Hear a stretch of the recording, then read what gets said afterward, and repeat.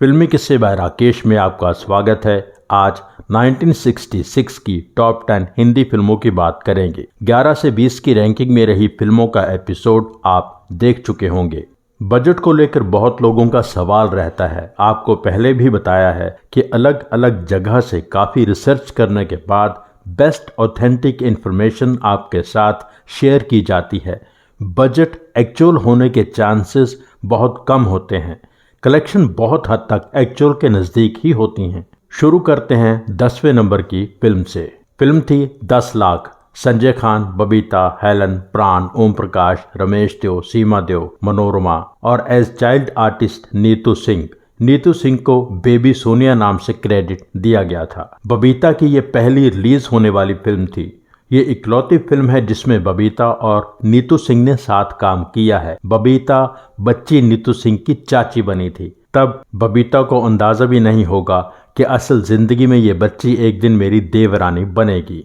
Film के credits की बात करते हैं। स्टोरी, स्क्रीन प्ले, डायलॉग्स भाकड़ी, गीतकार प्रेम धवन, संगीतकार रवि, निर्माता निर्देशक Devendra Goyal.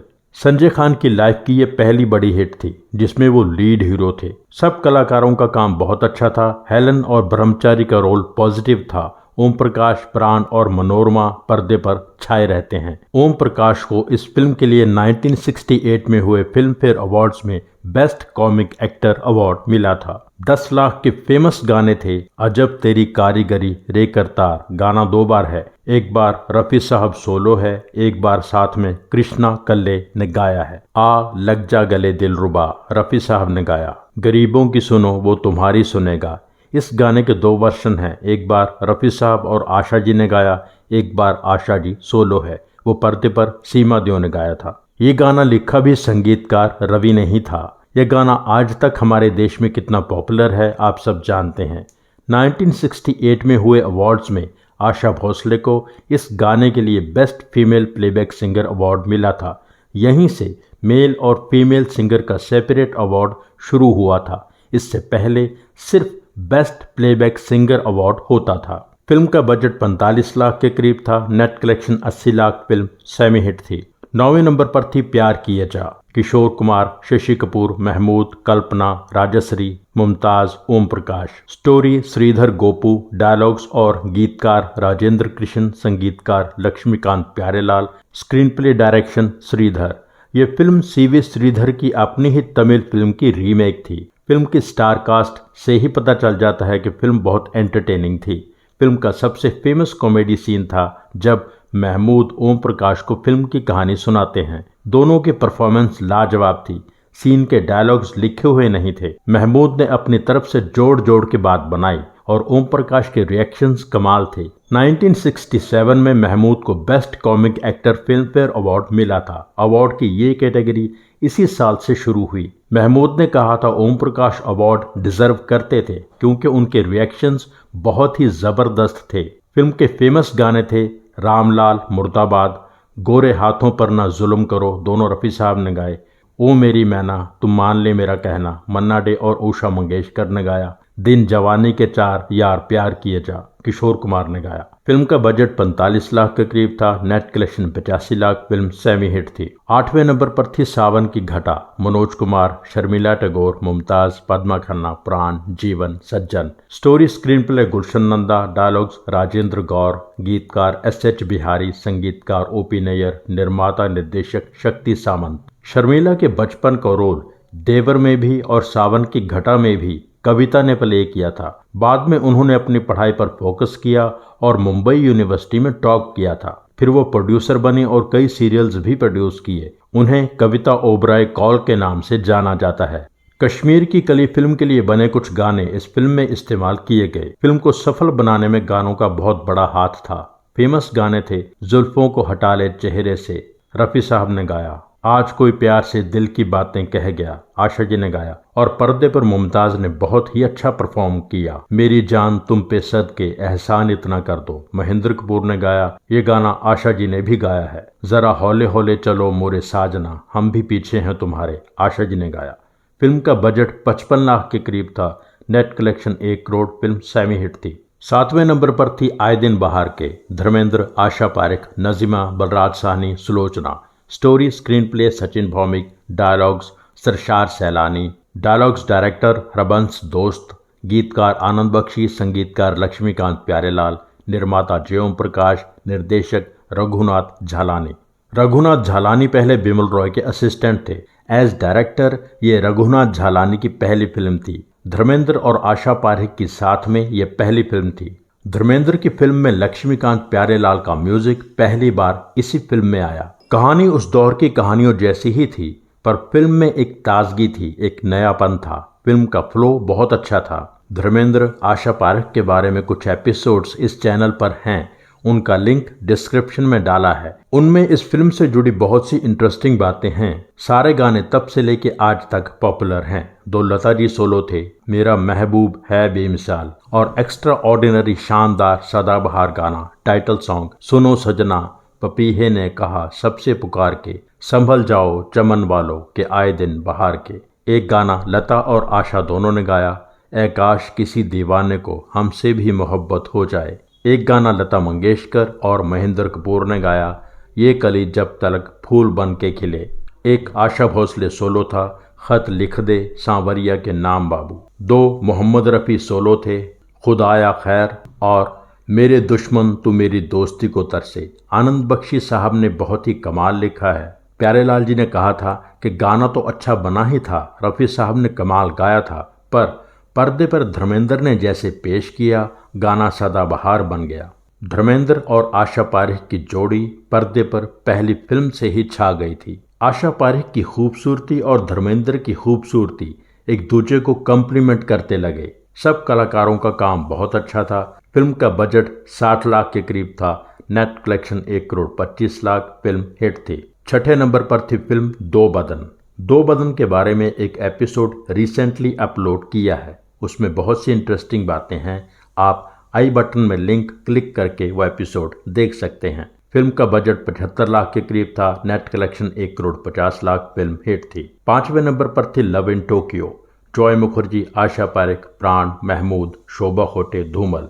Story screenplay Sachin Bhowmik, dialogues Agha Jani Kashmiri, गीतकार हसरत जयपुरी शैलेंद्र, संगीतकार शंकर जयकिशन, निर्माता निर्देशक प्रमोद चक्रवर्ती। 1964 की सुपरहिट सिद्धि के बाद एक बार फिर प्रमोद चक्रवर्ती ने इसी टीम को रिपीट किया, पर संगीतकार एस.डी. बर्मन की तबीयत उन दिनों ज़्यादा खराब चल रही थी, तो उन्होंने कई निर्माता निर्देशकों से कह दिया था कि मेरी जगह किसी और संगीतकार को ले लो। इसलिए इस फिल्म में प्रमोद चक्रवर्ती ने शंकर जयकिशन का म्यूजिक लिया। आशा पारेख ने अपनी बुक में लिखा है कि जिद्दी में एक शॉट में मुझे उठाते हुए जॉय मुखर्जी ने गिरा दिया था। मैं पीठ के बल गिरी और कई दिन तक शूट नहीं कर पाई। हैरानी की बात यह थी कि उसी डायरेक्टर की फिल्म लव इन टोक्यो में उसी हीरो जॉय मुखर्जी ने एक बार फिर मुझे गिरा दिया था। मैं सीरियसली इंजर्ड होने से बाल बाल बची। आशा पारेख को गिराने का शॉट टाइटल सॉन्ग में नजर आता है। फिल्म का यूनिट जब शूट के लिए जापान गया तो सारे गाने रिकॉर्ड हो चुके थे, सिर्फ टाइटल सॉन्ग बाकी था, क्योंकि रफ़ी साहब उन दिनों इंडिया में नहीं थे। प्लान बनाया कि रफ़ी साहब आके गाना रिकॉर्ड करेंगे, गाना टोक्यो पहुंचेगा और शूट किया जाएगा, पर रफ़ी साहब ओरिजिनल शेड्यूल से कुछ दिन बाद इंडिया लौटे। उधर टोक्यो में यूनिट फ्री बैठा था तो प्रमोद चक्रवर्ती ने कुछ एरियल शॉट्स ले लिए। इधर रफ़ी साहब जब इंडिया पहुंचे तो घर जाने से पहले रिकॉर्डिंग स्टूडियो पहुंचे और गाना रिकॉर्ड किया। गाना उसी दिन टोक्यो के लिए रवाना कर दिया गया। फिल्म के गाने बहुत हिट थे। 4 लता जी सोलो थे, कोई मतवाला आया मेरे द्वारे, सायोनारा सायोनारा, मुझे तुम मिल गए हमदम, सहारा हो तो ऐसा हो, ओ मेरे शाहे खुबां, ओ मेरी जाने जानाना। 3 रफ़ी साहब सोलो थे, ओ मेरे शाहे खुबां, आ जा रे आ जरा आ, और title song love in Tokyo. एक गाना मन्ना डे ने गाया, मैं तेरे प्यार का बीमार हूँ, पर्दे पर महमूद ने गाया। फिल्म का बजट 90 लाख के करीब था। Net collection 1 crore 75 lakh. Film hit थी। चौथे नंबर पर थी तीसरी मंजिल। शम्मी कपूर, आशा पारेख, हेलन, सलीम खान, प्रेम चोपड़ा, प्रेमनाथ। तीसरी मंजिल के बारे में डिटेल में एक एपिसोड रिसेंटली अपलोड किया है। आप आई बटन में लिंक क्लिक करके वह एपिसोड देख सकते हैं। फिल्म का बजट 1 करोड़ के करीब था। Net collection 2 crore. Film hit थी। तीसरे नंबर पर थी film Mera Saaya. Sunil Dutt, Sadhana, Prem Chopra. Screenplay G R. Kamath, dialogues Akhtar ul Iman, गीतकार राजा मेहदी अली खान, संगीतकार मदन मोहन, निर्माता प्रेम जी, निर्देशक राज खोसला। मेरा साया असल में 1964 की मराठी फिल्म पाठलाग की रीमेक थी, पर क्रेडिट्स में ऐसा कहीं नहीं लिखा था। पहले फिल्म का टाइटल साया रखा गया, फिर टाइटल सॉन्ग की वजह से मेरा साया कर दिया गया। फिल्म के शुरू में सुनील दत्त एल्बम देखते हैं, उसमें साधना की शादी की असली तस्वीरें थीं। उन्हीं दिनों साधना की शादी भी हुई थी। साधना को थायराइड की बीमारी डिटेक्ट हुई थी, उन्हें आंखों की बीमारी भी हो गई थी। अब शायद सच में साधना की खूबसूरती को बुरी नजर लग गई थी। यहां से उनकी खूबसूरती कम होती चली गई। मेरा साया में भी कई सीन्स में उनका चेहरा पहले जितना सुंदर नहीं लगा था। मेरा साया बहुत अच्छी बनी थी, उसको 4 चांद लगाए बेहद शानदार गानों ने। झुमका गिरा रे बरेली के बाजार में आशा जी ने गाया। इस गाने के डांस मूवमेंट्स सरोज खान ने तैयार किए थे। तब सरोज डांस मास्टर सोहन लाल की असिस्टेंट थीं। फिल्म के बाकी गाने थे 3 लता जी सोलो थे। तू जहां जहां चलेगा मेरा साया साथ होगा, इसके 2 वर्जन हैं। नैनो वाली ने हाय मेरा दिल लूटा, नैनो में बदरा छाए बिजली सी चमके हाय, राग भीम पलासी पर आधारित है। इस गाने के लिए संगीतकार मदन मोहन को सुर सिंगार अवार्ड मिला for best classical song of the year 1966।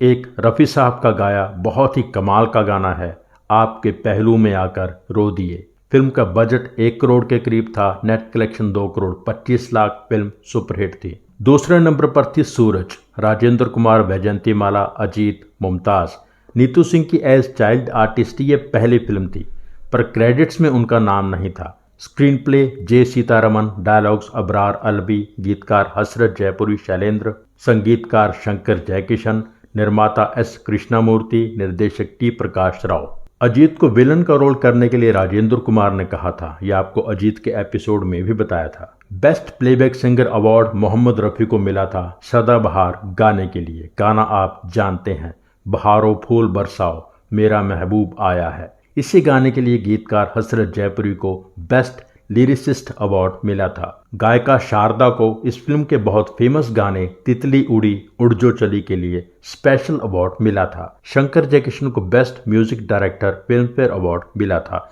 जब एस.डी. बर्मन ने 50,000 देकर गाइड के लिए अवार्ड खरीदने से इनकार कर दिया था। फिल्म फेयर ने क्लैरिफाई किया था कि जो लोग एस.डी. बर्मन के पास पैसे मांगने गए थे वो फिल्म फेयर से कनेक्टेड नहीं थे। जब एस.डी. बर्मन को 1973 की फिल्म अभिमान के लिए best music director film fair award मिला था तो शंकर ने उन्हें बधाई दी।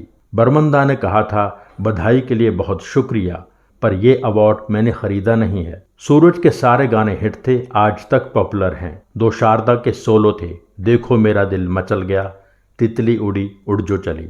2 गाने मोहम्मद रफ़ी और आशा भोसले डुएट थे, कैसे समझाऊं बड़ी नासमझ हो, वो एक बार आता है दिन ऐसा रोज नहीं। एक मोहम्मद रफ़ी और सुमन कल्याणपुर ने गाया, इतना है तुमसे प्यार मुझे मेरे राजदार। 2 रफ़ी साहब सोलो थे, गुस्ताखी माफ, बहारो फूल बरसाओ।